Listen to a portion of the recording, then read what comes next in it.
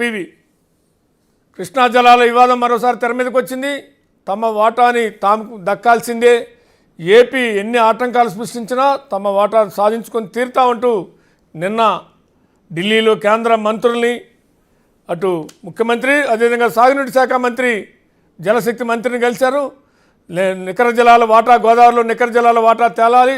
మరోపైన పాలమూరు రంగారెడ్డి అదేవిధంగా సీతారాము సమ్మక్క సాగర్ ప్రాజెక్టు, ఇతర ప్రాజెక్టులు అనుమతులు త్వరితగతిన ఇవ్వాలి అని అంటూనే మరోవైపున ఏపీ అక్రమ ప్రాజెక్టులు నిర్మాణం చేస్తుంది, వాటిని అడ్డుకోవాలి అనేటువంటి అంశాన్ని కూడా కేంద్ర ప్రభుత్వం దృష్టికి కేంద్ర జలశక్తి మంత్రి దృష్టికి తీసుకెళ్లారు. దీంతో మరోసారి కృష్ణా జలాల వివాదం, అటు గోదావరి జలాలపై నిర్మిస్తున్న ప్రాజెక్టులకు సంబంధించినటువంటి అంశం కూడా తెర మీదకి వచ్చింది. ఇదే వాళ్ళ మన టాపిక్లోకి వెళ్దాం. అంతకన్నా ముందు ఒకసారి ఆ వివరాలు చూద్దాం. కృష్ణా జలాల విషయంలో తెలుగు రాష్ట్రాల మధ్య కయ్యం కొనసాగుతుంది. నీటి వాటాలు, కొత్త ప్రాజెక్టుల నిర్మాణం, కేటాయింపుల విషయంలో ఇరు రాష్ట్రాల మధ్య సయోధ్య కుదరడం లేదు. ఇప్పటికే కేటాయించిన దానికంటే ఎక్కువ నీటిని ఏపీ తరలించుకుపోతుందని ఆరోపిస్తున్నారు సీఎం రేవంత్ రెడ్డి. అంతేకాదు ఇదే అంశాన్ని కేంద్రం దృష్టికి తీసుకొచ్చారు కూడా.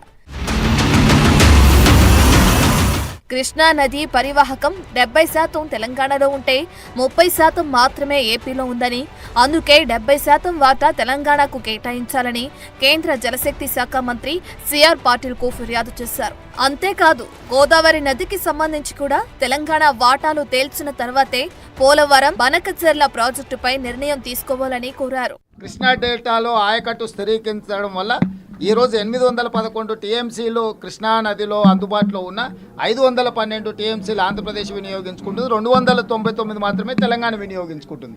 దీనికి ప్రధానమైన కారణం తెలంగాణ ప్రాంతంలో ఉన్న ప్రాజెక్టులు పూర్తి కాకపోవడం, ఆంధ్రప్రదేశ్లో పూర్తయిన ప్రాజెక్టులకు నీటిని కేటాయించడం. మళ్ళీ కృష్ణా నది మీద ఏ సమస్యనైతే ఎదుర్కొంటున్నామో అలాంటి సమస్యనే గోదావరి నది మీద మేము ఎదుర్కోవడానికి సిద్ధంగా లేము. తెలంగాణ ప్రాంతంలో గోదావరి నది మీద నిర్మిస్తున్న ప్రాజెక్టుల యొక్క నీటి కేటాయింపులు పూర్తిగా పరిష్కారం అవ్వాలి. మా ప్రాజెక్టులకు నీటి కేటాయింపులు పూర్తి స్థాయిలో జరిగిన తర్వాతనే ఎన్ని వరద జలాలు మిగులుతున్నాయి అనేది అప్పుడు లెక్క తేలుతుంది. కృష్ణా జలాల్లో ఏపీకి 66%, తెలంగాణకు 34% నీటి కేటాయింపులు చేసింది కేఆర్ఎంబీ.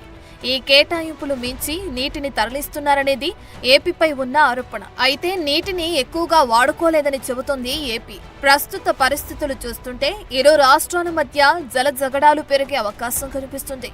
వీటిని పరిష్కరించాలంటే చర్చలు ఒక్కటే దారి. కానీ ఈ చర్చలు కూడా ముందుకు సాగటం లేదు. ముందున్నది వేసవికాలం, దీనికి తోడు వ్యవసాయ సాగు కీలక దశలో ఉంది. మరోవైపు తాగునీటి అవసరాలు పెరిగే అవకాశం ఉంది. ఇలాంటి సమయంలో ఇరు రాష్ట్రాలు జల జగడాలు చేస్తూ కూర్చుంటే 2 రాష్ట్రాల ప్రజలకు నష్టమే తప్ప లాభం లేదు. 4 రోజుల క్రితం జరిగిన కేఆర్ఎంబీ సమావేశంలో కీలక నిర్ణయాలు తీసుకున్నారు.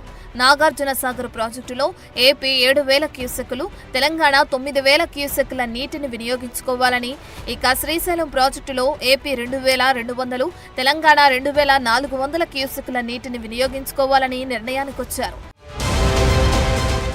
ఈ భేటీలో మరో ఆసక్తికరమైన విషయం ఏంటంటే ఇరు రాష్ట్రాల మధ్య ఉన్న జలాల పంపిణీ వివాదాల పరిష్కారానికి కేంద్రం చొరవ చూపించాలని బోర్డు చెప్పడం.